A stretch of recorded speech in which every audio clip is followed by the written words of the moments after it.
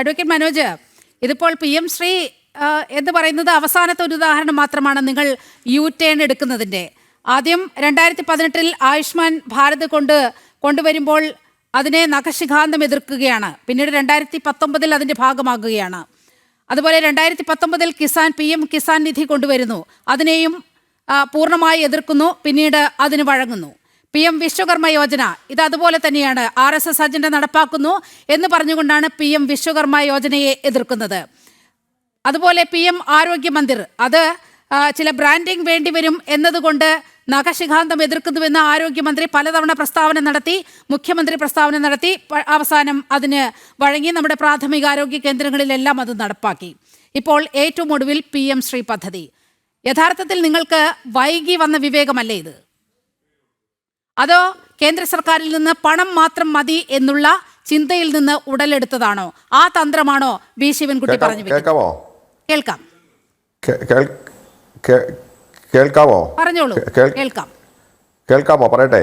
പറയൂ. ജയചന്ദ്രൻ മാഷ പറഞ്ഞത് ഞാൻ കേട്ടിരുന്നു. അപ്പോൾ നമ്മൾ മനസ്സിലാക്കേണ്ട ഒരു കാര്യം, ഇതൊരു സാങ്കേതിക പ്രശ്നം മാത്രമാണ്. ഇവിടെ 5ാം പഞ്ചവത്സര പദ്ധതി 5th 5-year പ്ലാനിന്റെ സമയത്ത് 1997-2002 കാലയളവിൽ 2001 സർവശിക്ഷ അഭിയാൻ എന്ന പദ്ധതി സമയപരിമിതി കൂടി മനസ്സിലാക്കണം. ഈ സർവശിക്ഷ അഭിയാൻ നമ്മുടെ മുന്നിലുള്ളൂ, അതുകൊണ്ടാണ്. യെസ്, അത് പറയാം. അതുകൊണ്ടാണ് പറയാൻ സമയം തരണം. നിങ്ങൾ പറയാൻ സമയം തരണം. ദയവ് ചെയ്ത് പറയാൻ സമയം തരണം. പറയൂ. ഇടയ്ക്ക് കയറാതെ സമയം തന്നാൽ മതി. അപ്പോൾ 2001 നടപ്പാക്കിയ സർവശിക്ഷ അഭിയാൻ പദ്ധതിയുടെ പേരിൽ പ്രൈം മിനിസ്റ്റർ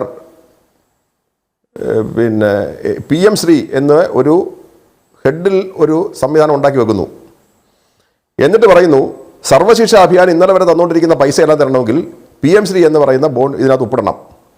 PM ശ്രീയിൽ ഒപ്പിടുക എന്നതുകൊണ്ട് ഇടതുപക്ഷ ജനാധിപത്യ മുന്നണി സർക്കാർ നടപ്പാക്കാൻ പോകുന്ന നയം എന്നത് NCERT സിലബസ് കേരളത്തിൽ പഠിപ്പിക്കുക എന്നുള്ളതല്ല. കേരളത്തിലെ ഇടതുപക്ഷ ജനാധിപത്യ മുന്നണിയുടെ ഗവൺമെൻറ് സംസ്ഥാനത്ത് നടപ്പാക്കുന്നത് മുമ്പ് ഇവിടെ ആരും സൂചിപ്പിച്ചതുപോലെ കൺകറന്റ് ലിസ്റ്റിലും യൂണിയൻ ലിസ്റ്റിലും സ്റ്റേറ്റ് ലിസ്റ്റിലും ഉള്ളതെന്ന് പറയുന്നത് പോലെ തന്നെ സംസ്ഥാനം പൂർണ്ണമായി നടപ്പാക്കുന്ന SCERTയുടെ സിലബസാണ് കേരളത്തിൽ നടപ്പാക്കുന്നത്. അതുകൊണ്ടാണ് ഞാൻ മുമ്പേ സൂചിപ്പിച്ചത്, കേരളത്തിലെ NCERTയുടെ പാഠ്യപദ്ധതിയിൽ നിന്ന് ഒഴിവാക്കിയ മുഗൾ ചരിത്രവും ഗാന്ധിവധവും ഉൾപ്പെടെയുള്ള മുമ്പേ നിങ്ങൾ സൂചിപ്പിച്ച ലോകത്തിലെ വിപ്ലവങ്ങളുടെ ചരിത്രം ഉൾപ്പെടെയുള്ള കാര്യങ്ങൾ കേരളത്തിലെ SCERTയുടെ സിലബസിൽ ഉൾപ്പെടുത്തിക്കൊണ്ട് തന്നെയാണ് PM ശ്രീ പദ്ധതിയിൽ കേരളത്തിലെ ഗവൺമെന്റ് ഉൾപ്പെടും എന്ന് പറയുന്നത്. നിങ്ങൾ മനസ്സിലാക്കുന്ന മികവിന്റെ കേന്ദ്രങ്ങളാക്കുന്നു കേരളത്തിലെ സ്കൂളുകൾ. എന്താ സംശയം?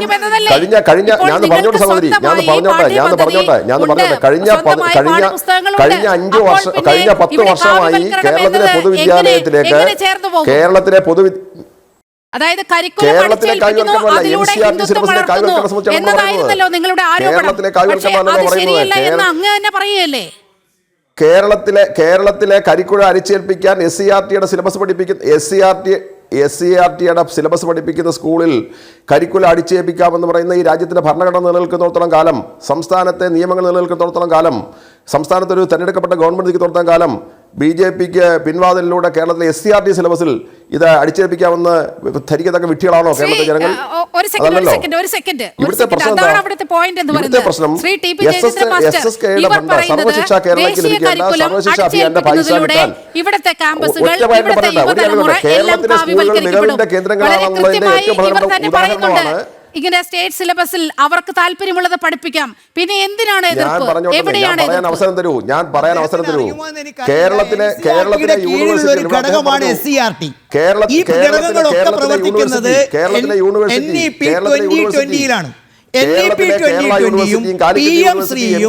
ഇതൊന്നും വേറിട്ട് കാണാൻ കഴിയില്ല മിസ്റ്റർ മനോജ്. നിങ്ങൾ ഒരു കാര്യം മനസ്സിലാക്കുക, ഇതിനൊന്നും വേറിട്ട് എക്സിസ്റ്റൻസ് ഇല്ല. ഇനി ഉണ്ടെങ്കിൽ എന്റെ ചോദ്യം, 2 കൊല്ലം നിങ്ങൾ എന്തേ ഒപ്പിടാതിരുന്നു? പണം കിട്ടാനാണെങ്കിൽ നിങ്ങൾ എന്തും ചെയ്യുമോ? അടുത്ത ചോദ്യം, അങ്ങനെ ഒരു കേന്ദ്രം നിഷേധിച്ചിട്ടുണ്ടെങ്കിൽ കോടതിയിൽ പോയാൽ കിട്ടില്ലേ? കോടതിയിൽ പോയിട്ട്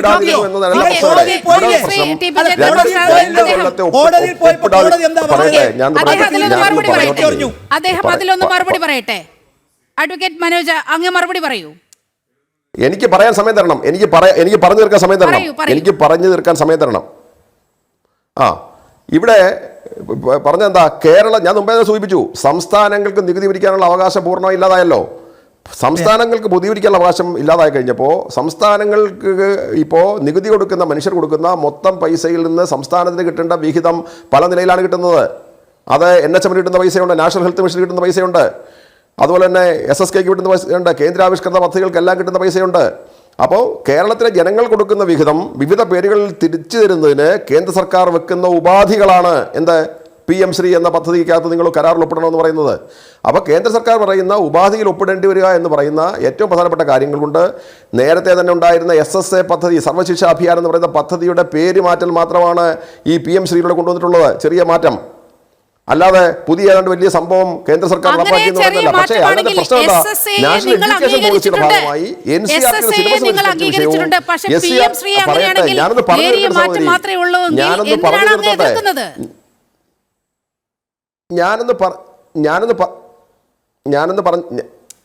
ആര് തീർത്തെന്നാ പറയുന്നേ? ഞാൻ പറഞ്ഞു തീർത്തോട്ടെ, ഞാനൊന്ന് പറഞ്ഞോട്ടെ. ഞങ്ങൾ പറയുന്നത് സാങ്കേതികമായ പ്രശ്നമാണ്. കേരളത്തിലെ SSA പോലെയുള്ള രാജ്യത്ത് നടപ്പാക്കുന്ന ഏറ്റവും പ്രധാനപ്പെട്ട, രാജ്യത്ത് നേരത്തെ തന്നെ 1997, 2002 പഞ്ചവത്സര പദ്ധതി നടപ്പാക്കിയ പ്രോഗ്രാമിൻ്റെ ഭാഗമായി അതിന് പേര് മാറ്റം നടത്തുകയാണ് ചെയ്യുന്നത്. എന്ന് പറഞ്ഞാൽ ഇതെല്ലാം നമ്മുടേതാണെന്ന് പറയാനുള്ള മാനസികാവസ്ഥയുണ്ടല്ലോ. ആ മാനസികാവസ്ഥയിൽ പേര് മാറ്റം നടത്തിയത് കൊണ്ട് ഈ പദ്ധതിയുടെ പൈസ വേണ്ട എന്ന് വെക്കാൻ കേരളത്തിന് കഴിയില്ല. അതാണ് പ്രശ്നം. അതുപോലെ ഇത് തന്നെയാണ് മുമ്പേ നമ്മൾ സൂചിപ്പിച്ച NHMന്റെ പൈസയുടെ പ്രശ്നം. അത് തന്നെയാണ് ഇപ്പോൾ PMAY പദ്ധതി, ആവാസ് യോജന, പ്രൈം മിനിസ്റ്റർ ആവാസ് യോജന പദ്ധതി, അതിനകത്തും ഫോട്ടോ വെക്കണം എന്ന് നിലപാട് സ്വീകരിക്കുന്നു. ഇതൊക്കെ അല്പത്തരമല്ലേ? ആ അല്പത്തരത്തിൻ്റെ മുന്നിൽ കേരളത്തിൽ ജനങ്ങൾക്ക് കിട്ടുന്ന സമ്പത്ത് ഇല്ലാതാക്കുക എന്നുള്ളത് തിരഞ്ഞെടുക്കപ്പെട്ട ഗവൺമെൻറ്റിൻ്റെ നയത്തിനെതിരാണ്. ഇത്തരത്തിലുള്ള അല്പത്തരം വിളിച്ച് പറയുമ്പോൾ അതിന് പിന്നിൽ ഈ സർക്കാരിലെ ജനങ്ങൾ കൊടുക്കുന്ന നികുതി പണം തിരികെ കിട്ടണം എന്ന് പറയുന്നത് അന്യായമല്ലല്ലോ, ആരുടെ ഔദാര്യമല്ലല്ലോ ചോദിക്കുന്നത്. ഈ നാട്ടിലെ ജനങ്ങൾ കൊടുക്കുന്ന നികുതി തിരിച്ചു വാങ്ങുക എന്നത് ഒരാളിൻ്റെ ഔദാര്യമല്ല, നരേന്ദ്രമോദിയുടെ ഒന്നും ഔദാര്യമല്ലല്ലോ ഇത്. അല്ലെ കേന്ദ്രം ഭരിക്കുന്ന നാളെ കോൺഗ്രസ് ഭരിച്ച കോൺഗ്രസ് ഔദാര്യമല്ലല്ലോ. അപ്പോൾ ഇത് കൊടുക്കുന്നത്, ആവിഷ്കരിക്കുന്ന പദ്ധതികൾ നടപ്പാക്കുന്നത് സംബന്ധിച്ച് കേരളത്തിലെ ജനങ്ങൾ കൊടുക്കുന്ന നികുതി പൈസ കേരളത്തിലെ വിദ്യാഭ്യാസ മേഖലയുടെ വികസനത്തിന് വേണ്ടി ഉപയോഗിക്കണം.